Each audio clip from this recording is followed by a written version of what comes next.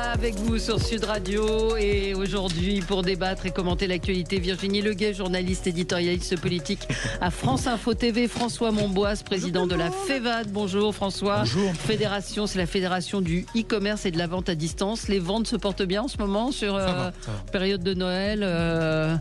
Beaucoup de commerce à distance. Mehdi Raïch, porte-parole de Génération Libre. Bonjour. Et Jean-Claude Beaujour, avocat, président du Forum Transatlantique. Bonjour Valérie. Pas encore de pluie de sauterelles aux États-Unis, ni d'effondrement. Est-ce que vous avez rencontré Donald Trump lors de sa visite à Paris ? Non, pas encore. Enfin, bon, je connais quelques personnes de son entourage, mais de la première administration, on verra ce qu'il nous promet, puisqu'il nous avait dit que la guerre en Ukraine serait réglée en 24 heures. Donc j'espère que le 22 janvier, vous allez m'inviter pour parler du règlement du conflit. Allez, on va parler évidemment de notre sondage IFOP fiducial pour Sud Radio. Je rappelle qu'un sondage, c'est une photographie à l'instant T. Marine Le Pen est au plus haut et remporterait le premier tour haut la main, quel que soit le candidat face à elle. Un Premier ministre dans les 48 heures. Ça fait 48 heures qu'on attend 48 heures, donc on attend. Et puis les anti-rhumes désormais sur ordonnance. On n'a pas eu le temps d'en parler. 48 heures sans fin. Voilà. Allez, on va lancer notre jeu, le grand sapin de Noël Sud Radio. C'est maintenant, c'est le moment de jouer pour gagner peut-être un séjour en famille au parc du Futuroscope, un calendrier de l'Avent de la marque Guinaud. Il y a plein de magnifiques cadeaux et vous appelez au 0826 300 300 et vous serez peut-être sélectionné. Allez, aujourd'hui on prendra le 11e appel puisque nous sommes le 11 et on vous donnera le gagnant dans quelques instants. Commençons avec vos coups de cœur, vos coups de gueule. Allez, en marge de l'actualité. Jean-Claude, vous, c'est un coup de cœur pour un film. Un film culturel, un film coup de cœur culturel. Ouais. Et la sortie aujourd'hui de 20 Dieux qui remet un petit peu au milieu du village une très belle histoire d'un jeune adolescent qui se retrouve sans père, donc il perd son père. Il reprend la ferme paternelle qui est quasiment en faillite et il décide d'en faire quelque chose et notamment dans la région de produire le meilleur fromage de la région et c'est donc du comté. Ouais. Et c'est surtout le film a été réalisé localement avec des locaux. Et c'était mon deuxième aspect, c'est de voir comment à la fois on met en lumière ce que font nos agriculteurs, ce qu'ils vivent au quotidien, ce qu'ils peuvent faire, ce qu'ils nous apportent. Parce que là aussi, c'est aussi ce qu'on vend à l'étranger. Virginie disait bien du comté qui coûte terriblement cher aux États-Unis. Parce que c'est carrément un acteur du film. Oui, vous l'avez vu aussi, Virginie ? Oui, j'ai entendu la jeune réalisatrice en parler. C'était incroyable comment elle racontait comment ils ont appris à filmer le comté et à le rendre désirable. Absolument. Donc ils font un tabac et donc nos agriculteurs, nos régions, le Jura. Dans une France qui est un peu morose. Donc j'avais envie de dire haut les cœurs.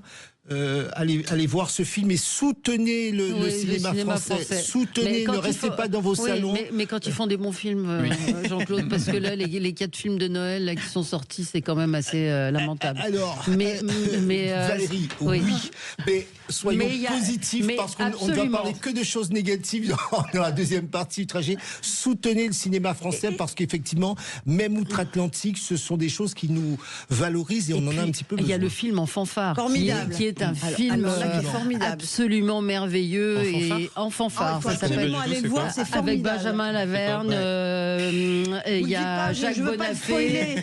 C'est vraiment un film génial. Il y a des très bons films français. Vous avez raison. La thématique du film, du coup, en fanfare. La thématique du film, c'est vous êtes curieux, c'est faut nous croire sur parole. Oui, il faut nous voir. C'est un film d'Emmanuel Courcol et ça fait un bien fou au moral. En gros, c'est un chef d'orchestre qui est Benjamin Laverne, qui est une star, et il découvre qu'il a un frère qui lui est employé dans une cantine d'une petite ville et qu'il joue dans une fanfare. Il est tromboniste dans une fanfare, donc c'est la rencontre des deux et le duo est formidable. Donc voilà, Le Comté avec 20 Dieux. C'est un film de Louise Courvoisier avec Théo Abadi. Théo Abadi et Louise Courvoisier, et c'est avec Clément Favreau, Maëwen Barthélémy et Luna Carré. Donc sortez pour les fêtes de fin d'année. Voilà, sortez et achetez des livres. On parlera d'un livre avec vous, Virginie. À tout de suite. Sud Radio. Sud Radio. Parlons vrai. Parlons vrai. Sud Radio. Parlons vrai. Mettez-vous d'accord, Valérie Expert. On est ensemble avec vous sur Sud Radio. Je ne sais pas s'il va neiger ou pas, mais l'ambiance est électrique dans le studio. Virginie Leguet est avec nous, journaliste, éditorialiste politique à France Info TV. François Monboisse, président de la FEVAD, Fédération du e-commerce et de la vente à distance. Mehdi Raïch, porte-parole de Génération Libre. Et Jean-Claude Beaujour, avocat, président du Forum Transatlantique. Vous avez peut-être entendu dans le rappel des titres que le président de la République annoncerait un Premier ministre dans les 48 heures. Ok, mais qui, comment on va évidemment commenter cela. On va commenter également notre sondage IFOP fiducial pour Sud Radio. Marine Le Pen est au plus haut dans les sondages. Et les anti-rhumes désormais sur ordonnance. On va continuer notre tour de table. Mais avant, nous avons notre gagnant ou notre gagnante. C'est un gagnant, c'est Taïeb. Bonjour Taïeb. Oui, bonjour Valérie. Bonjour, vous nous appelez d'où ? Alors je suis sur Toulouse. Toulouse, très bien. Vous avez commencé à préparer le sapin ? Alors c'est quasiment acté d'ici la fin de semaine. Bon, d'accord, donc il n'est pas encore décoré tout à fait. Non. Alors, qu'allez-vous découvrir au pied du sapin de Sud Radio ? Ah, vous gagnez une magnifique bande dessinée de Mike Horn, l'aventurier de l'impossible chez Michel Lafon. Vous partez à l'aventure avec lui à travers les plus belles expéditions qu'il a pu effectuer. La descente du fleuve de l'Amazone à la nage, des expéditions spectaculaires. Bravo. Bah écoutez, vous allez la garder pour vous, vous allez l'offrir ? Non, je pense qu'on va faire plaisir aux enfants et à son entourage proche. Eh bien, très bien. Ça va faire plaisir. Merci beaucoup, Taïeb, de votre fidélité à Sud Radio et passez de très bonnes fêtes. Joyeux Noël à vous et à vos proches. Alors, on continue. Alors, avec vous, Virginie, on reste dans le culturel avant de parler politique. Pas du tout, dans le politique, pardon. Alors moi j'ai un coup de cœur qui n'est pas très funky, qui n'est pas très, j'allais dire attrayant comme ça, mais qui est formidable. C'est un livre qui s'appelle Les mots qui font la France de Jean-Marie Dédéian, qui est vice-président de la Fondation Charles de Gaulle, qui a 80 ans, qui est écrit depuis toujours.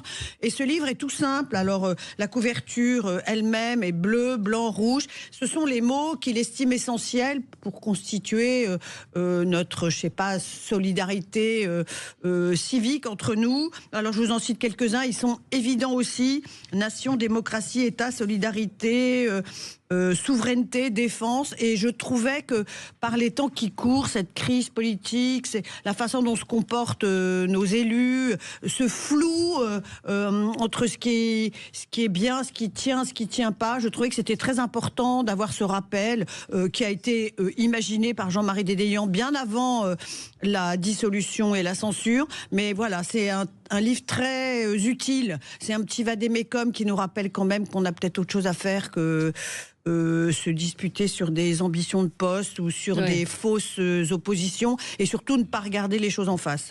Alors rappelez le titre.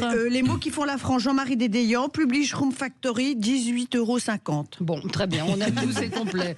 Et figurez-vous, on a même le coup de cœur d'Éric Revel, Les enfants après eux, le film de Gilles Lelouch, non, c'est pas Gilles Lelouch d'ailleurs, c'est L'amour ouf, Gilles Lelouch, Les enfants après eux, c'est d'après le livre. Ah voilà, Éric Revel, il m'embrouille. Les enfants après eux, c'est d'après le livre de Nicolas Mathieu, qui est formidable, et je n'ai pas vu le film. François Monboisse, coup de gueule. Oui, sur une nouvelle campagne anxiogène antinucléaire qui a démarré, je crois, dans Reporter ou Mediapart et qui est reprise progressivement dans tous les médias, sur « Vous buvez de l'eau radioactive ». Vous allez le voir. Donc en fait, on mesure, parce qu'on a des appareils qui permettent de mesurer maintenant tout avec un niveau de précision énorme, et on mesure le tritium dans l'eau. Donc il y a toujours eu du tritium dans l'eau. Le tritium, c'est un isotope de l'hydrogène. Donc le tout, c'est la dose, comme toujours dans ces articles anxiogènes. C'est-à-dire qu'on ne vous parle pas de la dose, mais en cherchant bien dans certains articles, on dit qu'on a mesuré des taux de 30 becquerels par litre de tritium. Ouais. Et la dose dangereuse pour l'OMS, c'est 10 000. Vous voyez, 30, 10 000. Et donc on fait peur à tout le monde sans donner les chiffres, en disant vous buvez de l'eau nucléaire, empoisonnée. Il y a un mois, c'était vous buvez de l'eau avec du plastique. C'est pareil, quand vous regardez les quantités, c'est absolument infinitésimal. Et c'est une nouvelle campagne antinucléaire. Et c'est vraiment usant parce qu'en France, on pense que le débat est plié maintenant. Tout le monde est convaincu qu'il il faut du nucléaire, il faut continuer. Et en fait, pas du tout. Les antinucléaires continuent.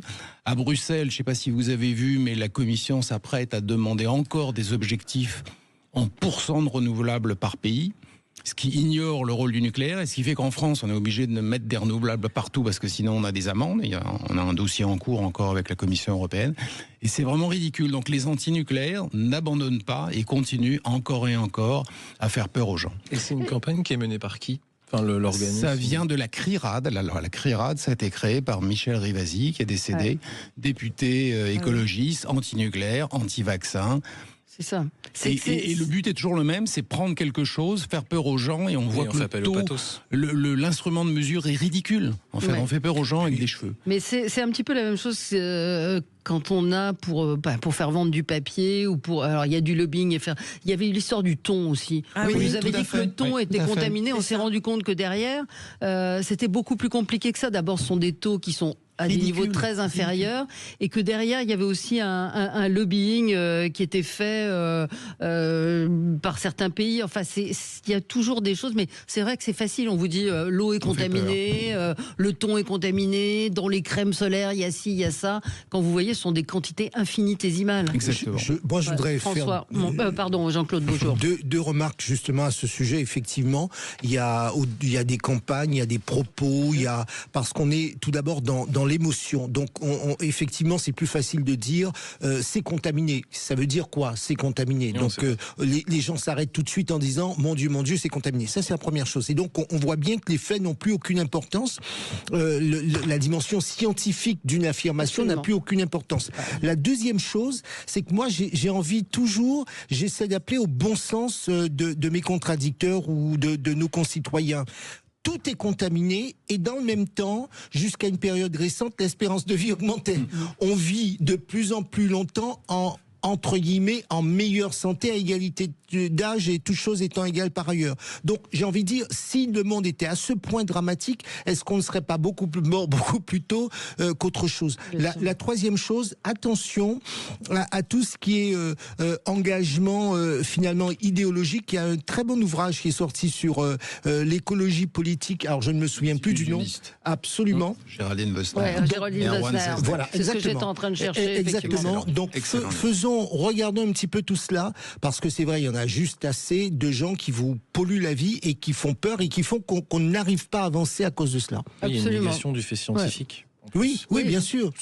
Bien sûr. On fait appel à l'émotion, et ça a tendance à complètement hystériser la situation. Et ça fonctionne, on le voit avec la vaccination. Oui, et puis je voulais rebondir sur ce que vous disiez sur l'énergie. Ça me fait aussi penser, c'est en parallèle de ce que vous disiez, sur les propos de Patrick Pouyanné. Oui. Je crois qu'il a tenu hier, ou avant-hier, dans une conférence sur l'énergie, où justement il se plaignait de la suradministration, que c'était très compliqué d'investir en France. Et en fait, c'est un phénomène qui est parallèle à celui-là. C'est-à-dire que comme il est difficile en France de pouvoir investir, que le coût du travail est très élevé, on voit en fait, on en vient à se dire, en fait, le renouvelable est l'unique solution. Finalement, on est sur des faits qui sont pas forcément toujours très scientifiques. Il y a une méconnaissance de ces sujets dans l'espace public, et ça a tendance à amener un débat qui est complètement pourri, ou qui fait appel uniquement à de l'émotion ou à une négation des faits scientifiques. Pour le coup, c'est très grave. C'est très grave. Mais vous avez raison de le signaler, de le dire aux gens. Après, on va pas vous croire. On va dire oui, pourquoi on vous croirait vous plutôt que les autres. Et on est plus tenté de croire quelqu'un qui vous dit oh là là, c'est dangereux que. Valérie, tout à l'heure, vous me posiez la question de Donald Trump, parce qu'au-delà de Donald Trump, c'est la polarisation de la vie américaine, et je n'ai eu cesse de vous dire, mais on l'a aussi en France. C'est-à-dire qu'au fond, c'est pas une histoire de me croire ou pas me croire, mais lorsque vous avez des organismes publics qui font des rapports, qui font avec et puis j'ai envie de rajouter, vous oubliez qu'il y a une responsabilité des médecins, par exemple dans les laboratoires des médecins pharmaciens, responsabilité pénale. Donc imaginez qu'un médecin va laisser rentrer sur le marché un médicament qui serait à ce point dangereux. Moi je peux vous dire, dans le secret de mon cabinet, il n'y a pas un seul médecin, tous les médecins flippent, ils vous demandent de vérifier 10 fois si tout est bien respecté. Alors on va en parler au moment, peut-être on va parler de l'IRUM, autre Humex. La question est pourquoi on laisse des médicaments comme ça sur le marché aussi. On reviendra on va y revenir. On va marquer une pause. Éric Revel me précise, et il a raison, il n'a pas dit le film de Gilles Lellouche. Il est avec Gilles Lellouche. Gilles Lellouche joue effectivement dans le film. C'est moi qui ai les enfants après eux. Donc le coup de cœur d'Éric Revel est avec l'incroyable Paul Kircher, me dit-il. Donc allez voir ce film également. On vous encourage à aller voir des films français de qualité. Allez, on se retrouve dans un instant avec vous sur Sud Radio.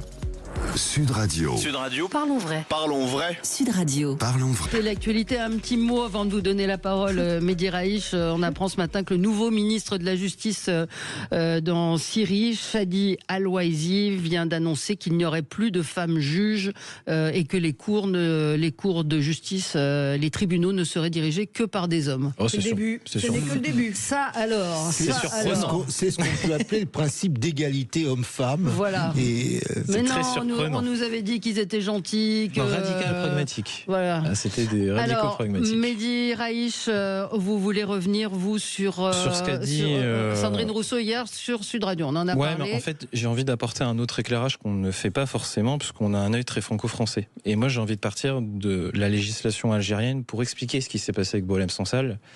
Donc, en fait, ce qu'a dit hier Sandrine Rousseau... Vous voulez qu'on l'écoute ? On a le son. Elle était au micro de Jean-Jacques Bourdin. Oui, il est scandaleux qu'il soit emprisonné. Il est scandaleux que son avocat n'ait pas le droit d'entrer en Algérie. Il n'y a pas de doute là-dessus. Après, je voudrais aussi poser, et dans les deux termes de l'équation, que les propos et les positions tenues sont des propos relevant de l'extrême droite, relevant d'une forme de suprémacisme, et que ça, à un moment, il faut aussi poser les deux. C'est-à-dire que il n'a pas à être en prison, d'aucune manière. Il a à être défendu. C'est un droit humain fondamental.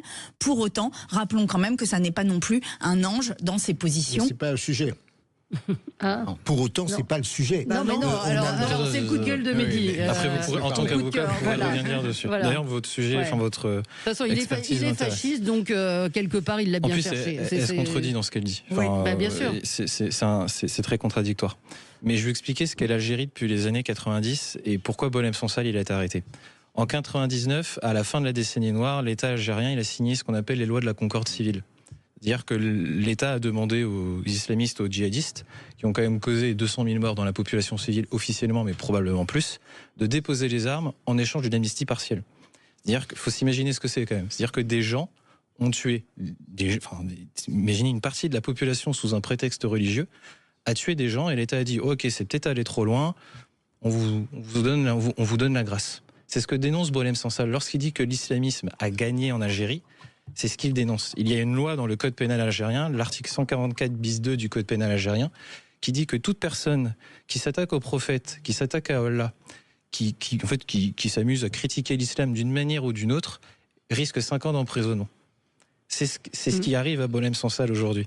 Si par exemple je dis que dans le Coran, sourate 4 An-Nisa, verset 34, il est dit si vous craignez leur désobéissance, exhortez-les, éloignez-vous d'elles dans leur lit et frappez-les. Il parle des femmes. Si je dis que ça, c'est inadmissible, vous risquez d'être emprisonné. Je risque 5 ans d'emprisonnement. 5 ans en prison. Si je dis par exemple c'est très d'extrême droite de dire ça. Là, ce que je viens de dire, c'est islamophobe. Oui, c'est islamophobe. Selon Karim Zeribi, ça serait islamophobe. Ouais. Selon Sandrine Rousseau, quand elle dit que Boualem Sansal est un suprémaciste, c'est ce qu'il dénonce dans son pays. Lui, c'est ce que c'est que la puissance de l'autorité religieuse dans un pays. Dire qu'en Algérie, il n'y a pas de liberté d'expression.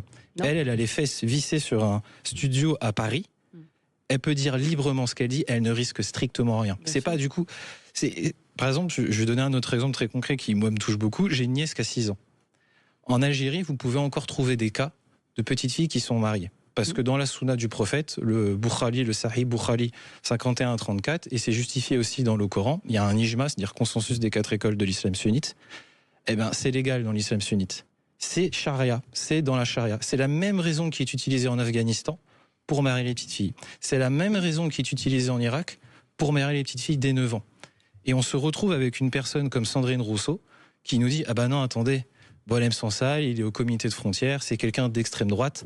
Ah ben non, du coup, lui, quelque part, c'est un peu comme la justification que peuvent avoir certains violeurs, sa jupe était trop courte. Ouais, elle l'a bien cherché. Il l'a bien cherché. Ouais. Mais est-ce que c'est dire que les personnes, les femmes qui peuvent des fois se faire frapper parce que ça a été justifié il y a 1400 ans dans un texte qui est sacré ou prétendument sacré. Ou que des petites filles se retrouvent mariées, ou que des petites filles se retrouvent mariées dans les campagnes et que l'État algérien ferme les yeux dessus. C'est-à-dire que ces personnes-là n'ont pas droit à la dignité. Dire que on crache sur une réalité de 200 000 personnes qui se sont fait tuer durant la guerre civile algérienne. On crache sur des réalités de femmes ou de petites filles qui, elles, souffrent. Et Madame Sandrine Rousseau, Madame, le voile est un embellissement pour la femme, et c'est pas d'ailleurs ce qu'elle voile dans l'islam. Elle prétend, elle s'abroge, elle s'arroge le droit de dire que Boualem Sansal est un suprémaciste et un homme extraordinaire. Non, il a juste défendu des idées parce que lui connaît ce qui se passe en Algérie. C'est une incompréhension pour moi de voir des femmes de gauche défendre cet islamisme, et non pas cet islam, mais ce qui se passe et la façon dont les femmes sont traitées. François Monbois. Ce que vient de dire Mehdi est superbement, je trouve, décrit dans le livre de Kamel Daoud. Parce que le livre de Kamel Daoud parle justement de cette loi d'amnistie, du silence, de la chape de plomb sur la guerre civile algérienne, alors que la guerre anti-France est célébrée matin, midi et soir. Il parle de ça, et il parle aussi superbement, je trouve, de la situation de la femme en Algérie. Il y a une page où elle parle, l'héroïne, à sa petite fille qui va naître, en disant, voilà ma fille, tout ce que tu ne pourras pas faire. Tu ne pourras pas te promener toute seule dans la rue, tu ne pourras pas aller te baigner toute seule, etc. Et c'est l'Algérie aujourd'hui en 2024. Et la deuxième chose, je suis entièrement d'accord, une partie de la gauche n'est pas à l'aise avec Boualem Sansal parce qu'il critique l'islam. Point barre. Mais sans rentrer dans le... On appelle ça fasciste. Sans rentrer dans la nuance. Il critique l'islam, et ça ne passe pas pour les écolos.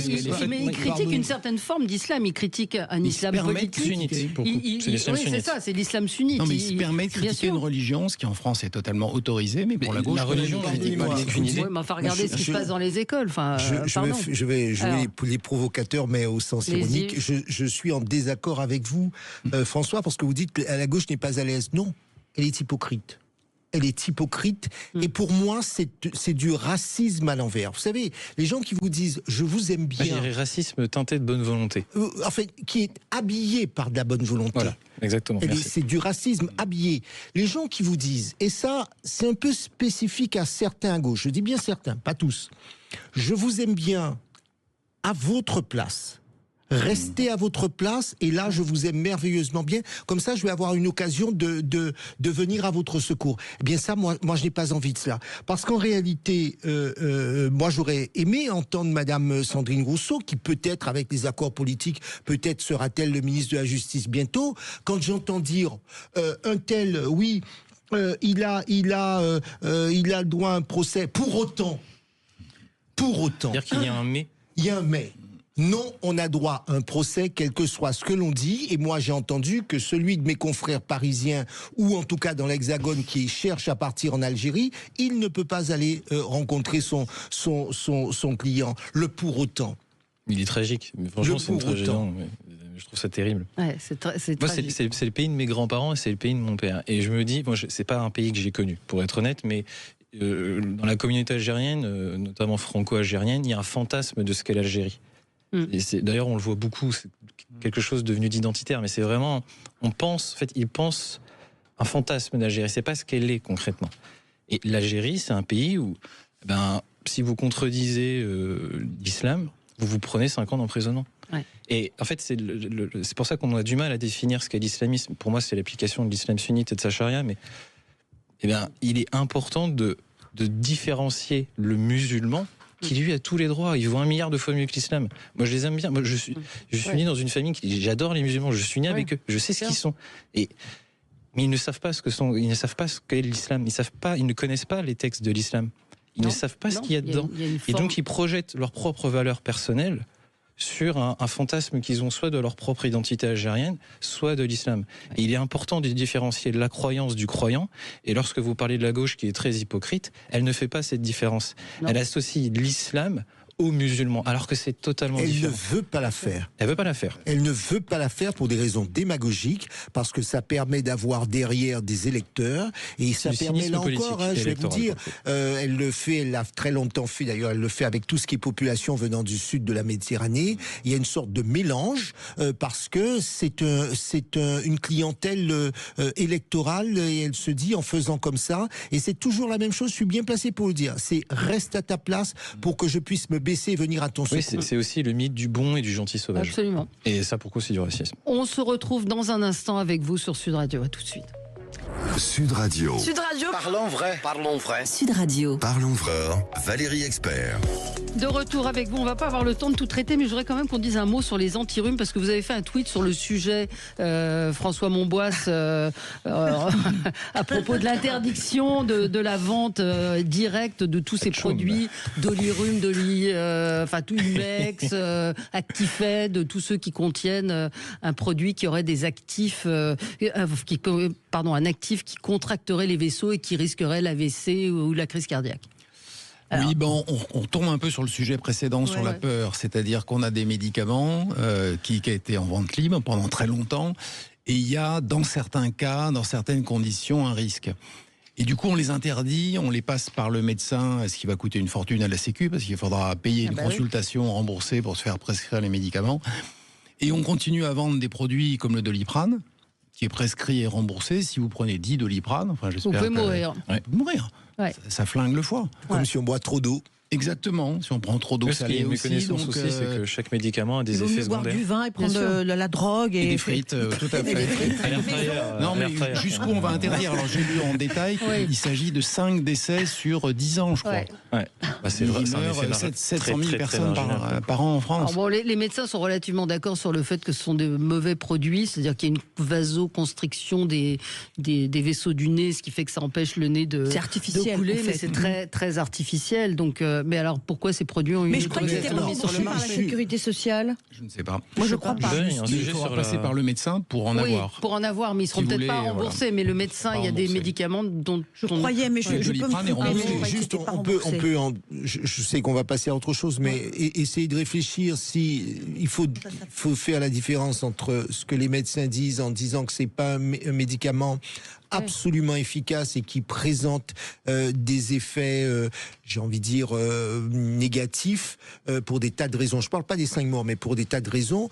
Et puis, ne pas imaginer que ce sont des médicaments dangereux en tant que tels, parce que par définition, nous avons toujours des effets secondaires. Nous avons tout un mécanisme qui fait qu'un médicament qui serait dangereux ne serait pas mis sur le marché. Il faut arrêter de faire peur à outrance. En revanche, et on parlait des 5 morts, c'est toujours regrettable. Un médicament peut toujours avoir des effets secondaires. Souvenez-vous de notre ancien ministre de l'Intérieur, Jean-Pierre Chevènement, qui lors d'une opération dite banale avait fait un malaise, était dans le coma parce que le produit anesthésique, mais il y a eu, c'est Lagardère, Michel Blanc avec des antibiotiques qui a fait une réaction à Nodal de Queen. Michel Blanc, voilà, c'est regrettable. Mais je rebondir très vite, mais ça pose aussi la question, parce qu'en France, on est, il me semble, sur les anxiolytiques, on est les plus gros consommateurs d'anxiolytiques en France, et il y a une vraie question de santé publique sur la consommation des médicaments et la manière dont on consomme les médicaments en France.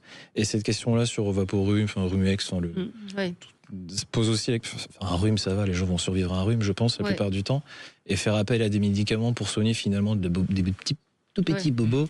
Il y a une vraie question là-dessus. C'est pas remboursé par la sécurité sociale, pardon, j'ai vérifié. Non, mais si on va voir un médecin, par contre, la consultation sera remboursée. Pas le médicament. D'accord, je voulais juste que ça soit clair pour les auditeurs. Mais je suis d'accord, pour moi, ça renvoie au principe de précaution. Avec ou sans prescription. Et à cette imbécilité du fameux risque zéro. C'est-à-dire que le risque zéro n'existe pas, mais pour les gens, il existe, puisqu'il y a un principe de précaution. S'il y a un mort avec un produit, c'est qu'il y a quelqu'un qui est coupable, et c'est qu'on n'aurait pas dû vendre le produit. C'est le problème de notre société où on fait croire aux gens qu'on peut vivre sans risque. Voilà. Et là, ça peut être dramatique. Vous pouvez, dans la rue... Parce qu'il y a une méconnaissance sur la consommation des médicaments. Mais il y a toujours des effets secondaires. La vie est une prise de risque. La vie est une prise de risque. Vivre, c'est prendre le risque de mourir. Quand même. Ou alors on reste dans son appartement tous les jours. Une certitude. Allez, on va parler donc de... Je ne sais même pas par où commencer sur la politique en France. Donc un Premier ministre dans les 48 heures. Il y a un dernier Conseil des ministres avant la nomination du successeur de Michel Barnier. L'image que donne cette classe politique est absolument désastreuse. Quand on voit machin veut pas de truc veut pas de machin, on censurera pas. Enfin, on est sur 2027 en fait. Ils sont tous en train de penser à la présidentielle, à vouloir faire barrage à celui qui pourrait peut-être empêcher empêcher l'autre d'y accéder. François, je vais vous donner la parole. Oui, c'est bon courage. Non, mais je sais même plus par quoi commencer, à part que on voit pas très bien comment ils vont s'en sortir, comment la France va être gouvernée, et ce petit spectacle assez lamentable. Et c'est pour ça, je pense, que le sondage dont vous avez juste parlé avant met Marine Le Pen encore plus haut, parce que les gens sont, comme vous le dites, un peu écœurés par tout ce qui se passe. Et moi, j'ai été un peu surpris de voir que Marine Le Pen avait gagné des points avec la dissolution, parce qu'objectivement, il y a beaucoup de gens qui râlent. Sur un temps court. Les agriculteurs râlent, les actifs râlent, à part les retraités, c'est une mauvaise nouvelle pour tout le monde.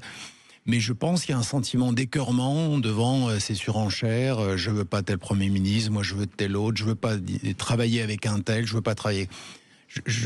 Il me semble que le président a donné trop d'importance aux partis politiques en les recevant tous et en gros en leur demandant 15 jours avant Noël, qu'est-ce que vous voulez? Je veux rebondir sur ça justement. Alors, sur le sondage du coup qui nous a été... Alors le sondage, j'en parle, il y a différentes hypothèses qui ont été testées et toutes les hypothèses donnent Marine Le Pen devant, que ce soit face à Édouard Philippe, que ce soit face à Gabriel Attal, que ce soit face à François Hollande, elle est autour de 35, 36, 38% d'intention de vote. Alors, justement, j'ai envie de rebondir sur ça. Vous l'avez dit tout à l'heure, c'est une photographie à l'instant T. À l'instant T. Mais on est quand même dans une situation où il peut y avoir une vacance du pouvoir. Je suis même pas sûr qu'il y aurait une prochaine dissolution au mois de juillet. Déjà, il faudrait voter en octobre, suivant le calendrier. Après, on tomberait sur les municipales. Sur un temps moyen à un temps long, ce sondage, il peut très vite changer. Puisque Marine Le Pen, en ayant appuyé sur le bouton nucléaire de la censure, c'est elle, du coup, qui a acté la censure. Elle peut se faire sanctionner. Pas toute seule. Hein. Pas toute seule.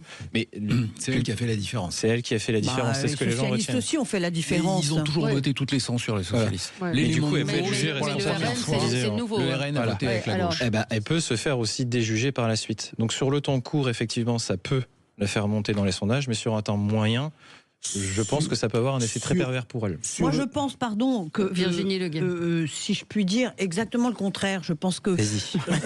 Non, mais vous m'en voulez pas. Non, je n'en veux pas. Je pense que Marine Le Pen et son électorat, surtout d'ailleurs, se fichent. D'abord des ennuis judiciaires de Marine Le Pen. Ils considèrent comme les électeurs de Donald Trump que c'est le système qui en veut à Marine Le Pen. Et c'est un refrain que continue d'utiliser Marine Le Pen. Je l'ai entendu encore hier dire, voilà, on les retrouve tous. La gauche raisonnable, la droite raisonnable, on les retrouve tous. Et nous, on nous a même pas invités à l'Élysée. Je fais mon miel de tout ça. Et moi, j'ai entendu cette phrase et ça a sonné vraiment comme un avertissement. Les 11 millions d'électeurs qui se disent déjà que ils sont écartés de l'arc républicain. Et je rappelle au passage que l'arc républicain a eu, selon Emmanuel Macron, des variations extrêmement différentes selon les périodes où il en avait besoin, où il n'en avait pas besoin. Et moi, je crains que les électeurs du RN, qui n'auront en face d'eux peut-être pas des alternatives très fortes, et là je parle du Parti Socialiste qui n'est pas du tout prêt à avoir un candidat fort, peut-être de la droite qui n'est pas non plus prête à avoir un candidat fort, je ne sais pas où fort F-O-R-T. Je ne sais pas où se situera Édouard Philippe, qui n'a pas des mauvais chiffres dans ce sondage, mais moi je crains que les électeurs se disent, voilà, ce qu'ils disent d'ailleurs toujours, on a tout essayé, ils se débrouillent comme des manches, on va essayer autre chose. Et moi je pense qu'au contraire, la marée va monter.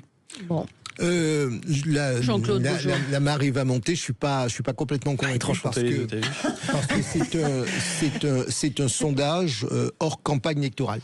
Et quand on va commencer, elle n'a fait que monter jusqu'à présent. Non mais Virginie, ce que je veux dire, je suis pas en train de dire qu'il n'y a pas une tendance. Là, on est complètement d'accord. Il y a une tendance qui est indiscutable. Après, sur les chiffres eux-mêmes, ils vont évoluer en fonction d'une campagne, etc. Mais c'est pas pour moi le plus important. Le plus important, c'est de redire. Moi, je suis très choqué qu'on parle d'arc républicain. Je redis une chose, c'est ma position à titre personnel. Je sais bien que ça n'est pas partagé par tous mes amis. Dès lors que le Rassemblement national n'est pas interdit en tant que structure, c'est un parti qui est à l'Assemblée nationale, des électeurs ont voté et je ne comprends pas qu'il ne soit pas invité. Est-ce que vous dites la même chose de la France insoumise ? Tous les partis doivent être. Tous les partis doivent être invités. Ils ont été invités, les insoumis. Les insoumis, pour le coup, ils ont été invités la première fois. Ils n'ont pas été invités la seconde fois. Ils ont été invités, ils ont refusé là aussi. Je veux répondre à votre question parce qu'il faut que ce soit clair. Un parti politique qui a des élus on le reçoit, point. Ça ne veut pas dire qu'on adhère à ses idées. Non, mais je suis d'accord, ça ne veut moi. pas dire qu'on va travailler avec lui, mais on ne peut pas décider, on ne peut pas choisir à l'Assemblée nationale ce que l'on va considérer comme il serait une sorte de légitimité démocratique et les autres. Je reste favorable à l'état de droit jusqu'au bout. C'est parce que surtout comme quand Emmanuel Macron parle d'un gouvernement d'intérêt général. L'intérêt général, c'est quand même de parler à tous les électeurs. Moi non plus, mais c'est au moins de parler à tous les électeurs et pas à certains et pas à d'autres. Pour rebondir sur ce que vous disiez, c'est aussi ce qui est induit aussi par une crise institutionnelle, c'est que quand vous parlez d'arc républicain, c'est qu'on a déplacé le débat politique sur la morale, ou une supposée morale. Ce qui, un peu comme l'effet scientifique tout à l'heure, a tendance à miner le débat. En fait, les perceptions, on va fantasmer certains partis politiques, alors que ils représentent 11 millions de personnes, Exactement. 3 millions de personnes, c'est des réalités très diverses. C'est un peu le discours de la gauche, par exemple, sur le RN, même si je ne suis pas du tout RN, mais lorsqu'ils disent que oui, le RN, ce sont tous des racistes. Bah oui, et des fascistes. Et des fascistes. Mais et d'ailleurs, les mots qu'ils emploient, c'est nous n'avons pas les mêmes valeurs. Oui, le mot valeur. C'est la morale. C'est la morale. C'est pas dire on n'a pas les mêmes options politiques. Parce qu'une question de morale et des fois d'éthique. On l'a posé sur la question de... Et ça mine absolument tout le débat, puisqu'il n'est pas construit sur des arguments factuels. Et du coup, les partis politiques, comme ils ont déjà tendance à mal former le personnel politique, ce qui est déjà, je trouve, une diminution dans la qualité. Non. Si. Et bien en fait, la posture ne devient qu'idéologique. On va se positionne idéologiquement et on est face à des clients. Je rappelle que la défiance des Français vis-à-vis des partis politiques n'a jamais été aussi haute. Ouais. Je vais essayer de me souvenir du chiffre du sondage, mais je crois que c'était 14% seulement de Français qui avaient confiance dans les partis politiques. Ça s'arranger. Et que ce qu'ils deviennent aujourd'hui, c'est microscopique par rapport à ce qu'ils ont été hier. Et là, je parle des grands partis qui ont été le Parti Socialiste et la droite. Derrière ce sondage, derrière ce qui se passe en ce moment, avec nos hésitations, moi je voudrais juste donner un petit focus international, c'est de dire que pendant ce temps, un certain nombre de notre pays est un peu à l'arrêt. On a parlé de plans sociaux à venir. On a parlé d'investissement, par exemple. Nous sommes en décélération en termes d'investissement alors qu'il y avait une machine qui était lancée et pendant ce temps, les autres avancent. Ouais. Alors en ce moment il y a Laurent Saint-Martin, ministre démissionnaire du budget qui est en train de s'exprimer, qui annonce une loi pour éviter le shutdown, donc pour que les fonctionnaires puissent continuer à être payés. C'est ce qui était attendu. Il dit les impôts pourraient augmenter avec le budget 2025, mais pas pour janvier, car ce sera sur le budget 2024. Et donc il a dit que c'était très grave, la censure était un acte très grave. On y revient dans un instant. C'est un procès. Sud Radio, votre avis fait la différence. Le 10h midi, mettez-vous d'accord, Valérie Expert. De retour avec vous jusqu'à midi pour commenter l'actualité, cette actualité politique assez incompréhensible. On l'évoquait pendant la pub, Mehdi Raich, sur le fait de promesses de non-censure du gouvernement.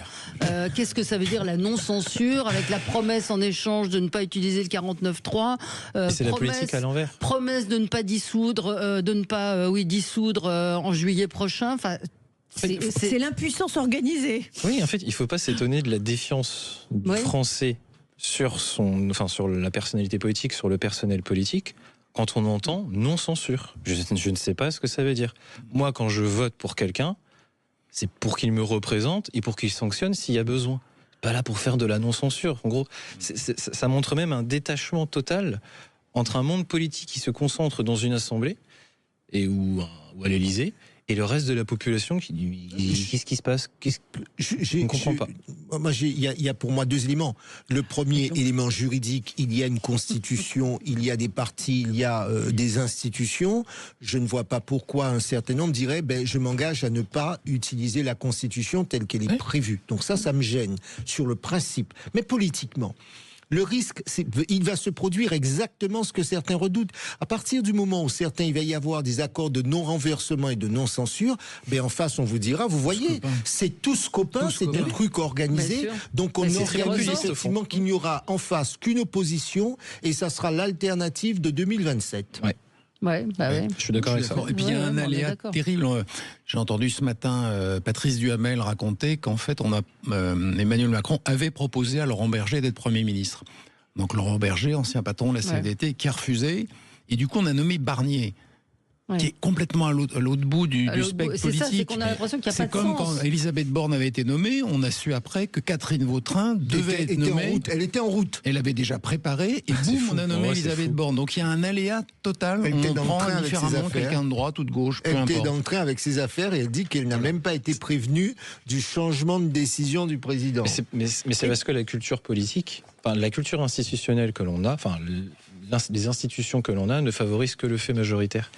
Et comme nos partis politiques n'ont pas cette culture du parlementarisme, n'ont pas la culture du dialogue pour construire des majorités, on se retrouve dans des situations comme on a aujourd'hui. Mais avant la Ve République, il y a eu d'autres. Il y avait un système parlementaire très bon, qui avait aussi ses défauts. Mais grosses limites.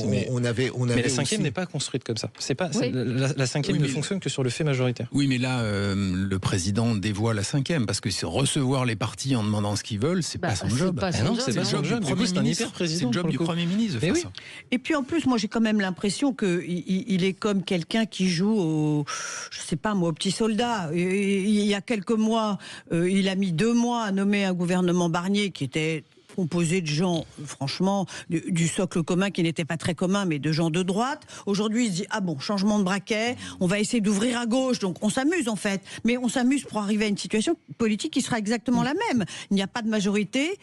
Qu'est-ce que vont être les décisions que vont prendre les gens qui composent cette coalition, qui déjà commencent à dire mais moi je suis pas d'accord avec ça, mais moi je suis pas d'accord avec ça, moi je veux pas de tel Premier ministre, moi je ne vois pas à part organiser la durée, c'est-à-dire si effectivement Emmanuel Macron ne dissout pas jusqu'en 2027, ils resteront ministres. Est-ce que c'est ça qu'ils veulent? Si ni l'un ni l'autre ne peut utiliser les armes qui sont prévues pour eux dans la Constitution, il se passera rien politiquement parce que chacun va annuler les possibilités politiques de l'autre, et je ne vois même pas, pour commencer par ce qui va être la première décision, comment ils vont réussir à faire le budget 2025. Ils sont sur des positions tellement éloignées et tellement antagonistes que quel va être le dénominateur commun? Mais le budget 2025, c'est pas une vue de l'esprit. Ou des positions idéologiques. Oui, exactement. C'est un truc hyper précis qui va, je le rappelle, comporter des décisions, impôts, pas impôts, précises, sur lesquelles ils ne sont pas du tout d'accord. Donc je ne vois pas comment ça peut marcher,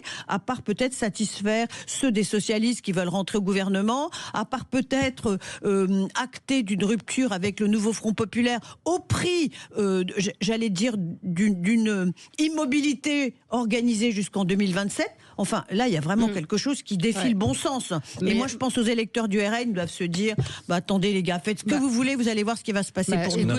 Écoutez Marine Le Pen, ce qu'elle a dit ce matin, c'est ahurissant de renoncer au 49.3, et elle dit, ce qu'on vient de dire, voilà, un président de la République qui vient de dire qu'il n'y aurait pas de 49.3 à la place d'un Premier ministre qu'il n'a pas nommé, et des chefs de parti qui viennent de dire qu'ils n'utiliseront pas un outil qui est celui de la Constitution, même s'il s'agissait de défendre les Français d'un danger imminent. Donc elle parle d'or. Chacun se ligote les mains, c'est ce que je viens de vous dire, et je n'avais pas entendu son propos. Donc pour moi je suis cette histoire de non censure. Je veux dire, je suis désolé, il y a des institutions, je ne sais pas de quoi sera fait demain. Et Virginie disait tout à l'heure s'ils ne peuvent pas. Non, c'est pas s'ils ne peuvent pas. On peut parce que la Constitution le prévoit. Ça sera s'ils ne veulent pas. C'est exactement ce que j'ai dit. Pardon, Jean-Claude, vous m'avez mal écouté. J'avais entendu J'ai dit qu'ils organisaient leur impuissance. Voilà.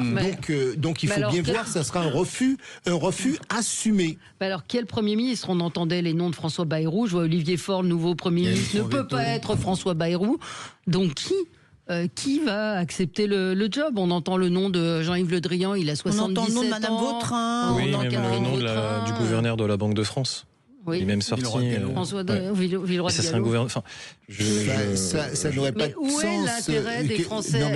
L'intérêt général dont parlait Emmanuel Macron. Attendez, je ne connais pas le gouverneur de la Banque de France, mais il est gouverneur de la Banque de France. Sa politique sera une politique budgétaire de rigueur. Or, assez technique. Or, il vient d'y avoir une censure sur quelque chose sur un projet que Barnier avait considéré comme lui-même un début de rigueur. pour caricaturer, alors même que la gauche dit on ne veut pas du projet des retraites.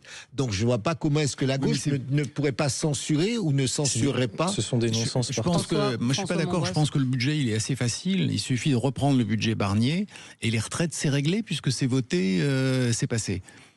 Donc, à mon avis, le budget Barnier tel quel, en trouvant 3 milliards, je ne sais pas où, pour compenser le fait des retraites. L'Institut du monde arabe. Oui, l'Institut du monde arabe, voilà. C'est gérable. Je vois mal comment monsieur le patron de la Banque de France, je vois mal... c'est un nom qui est sorti, je dis pas, c'est pas favori. Non, bien sûr, il n'est peut-être pas candidat, mais en termes de profil, je vois mal comment il ne mènerait pas une politique d'extrême rigueur. Ouais. Je ne sais pas. Le plus drôle étant donc, il est compatible avec ce que souhaite le nouveau Front populaire. Moi, je veux juste faire un point, tout le monde le connaît, mais il faut quand même avoir cette image-là en tête. Le soir des élections du second tour des législatives, le pays était majoritairement à droite. Ouais. Et aujourd'hui, on se retrouve avec un gouvernement artificiel, enfin, pas un gouvernement, un parti, une alliance de gauche très artificielle, puisque c'est un vote de barrage contre quelque chose, qui se prétend premier, alors qu'il est premier de pas grand-chose, qui va être aux manettes. Pour le Français qui a voté, sincèrement, il se dit, moi je me suis fait avoir. C'est le sentiment général. Et puis moi, je voudrais quand même dire une chose qui, franchement, me sidère. On voit l'état des finances de notre pays et on voit finalement, pardon de le dire aussi clairement, mais tous nos hommes politiques s'en tapent. La dette, c'est plus un sujet. Il s'agit au contraire de dépenser. C'est le sujet. Mais c'est pas un sujet pour eux. Et on a bien vu que s'ils pouvaient faire disparaître tout ce qui pouvait coûter d'une façon ou d'une autre dans le budget et rapporter de l'argent, c'est exactement ce qu'ils ont cherché à faire. C'est franchement quelque chose qui me sidère. Je ne sais pas comment ils s'imaginent. Je sais pas, c'est de l'ardoise magique. Je ne sais pas comment ils s'imaginent que les choses vont s'arranger s'ils continuent comme ça. En fait, ils ne préservent que leurs intérêts particuliers, mais l'intérêt du pays qui est de se remettre dans les clous petit à petit. Je sais bien que la trajectoire est longue. Un gouvernement d'intérêt général. Et ben voilà, on n'y est pas. On est dans des intérêts particuliers extrêmement divergents d'ailleurs. Petite précision donc d'Éric Revel, avec l'augmentation de 2,2% des retraites au 1er janvier. Résultat, le gouvernement Barnier comptait économiser 4 milliards d'euros de dépenses supplémentaires pour l'État. Et au lieu de cela, l'addition va dépasser les 6 milliards d'euros en plus, ce qui va creuser d'autant le déficit. En clair, cela veut dire que le prochain Premier ministre et son futur ministre de l'économie va d'ores et déjà devoir trouver 10 milliards d'économies ailleurs pour le budget 2025. Non mais on a l'impression quand même d'avoir affaire à des amateurs. On a l'impression, vous vous rendez compte, 6 milliards d'euros en plus. Et comme dit Virginie, on a l'impression qu'ils s'en fichent complètement, les partis politiques. Ils sont déconnectés, ils sont dans des postures. Il y a un tweet intéressant d'une jeune femme que j'ai vue sur le fil, qui parle aussi de l'Institut du monde arabe en déficit d'exploitation endémique selon la Cour des comptes. Vous allez me dire que c'est pas grand-chose, mais on a un Jack Lang à 85 ans qui est payé plus de 10 000 euros par mois, qui n'a pas payé le traiteur de Libanais Noura qui réclamait 41 000 euros de repas impayés. Ça coûte quand même 12 millions d'euros, c'est pas grand-chose, mais il y a peut-être. Non, si. Vous savez, Valérie, ça devait être payé par 22 États arabes, avec le ministère des Affaires étrangères qui paye. 12 milliards, ça n'est pas. Aujourd'hui, je pense qu'il faut bien le comprendre pour ceux qui c'est des centimes, c'est ça ? Qui vivent sur le terrain. Vous savez, quand vous devez payer vos impôts, et nous avons des concitoyens qui sont à 5 euros près, 10 euros près, qui triment, et leur dire que les sommes qu'ils versent en impôts, parce que l'impôt, c'est pas simplement l'impôt sur le revenu. C'est le consentement. L'impôt, c'est aussi la TVA qui est à 20% pour le taux général et après qui varie. C'est ça aussi l'impôt. L'impôt, ce sont toutes les taxes que nous payons. Et quand on leur dit qu'il faut payer et continuer à payer, même de manière discrète, on dit « Oh, ça va pas augmenter ». Mais tu parles d'impôt sur le revenu, n'augmente pas forcément pour certains ou sont exonérés, mais indirectement, ils paient d'autres impôts. Eh bien ça, c'est dur. Et c'est ça qui fait qu'il y a un divorce entre nos responsables publics et la population, parce que ça n'est pas entendable. Il y a un énervement très fort. Moi, j'ai regardé un peu les émissions de BFM avec le forum. J'ai trouvé ça très intéressant. Politiques, et il y a une colère. Mais c'est pas entendable. Et d'ailleurs, la question de l'impôt. Et cet énervement se traduira dans les urnes. Très bonne journée. Ce sera le mot de la fin, Virginie. Sud Radio. Sud Radio. Parlons vrai. Parlons vrai. Sud Radio. Parlons vrai.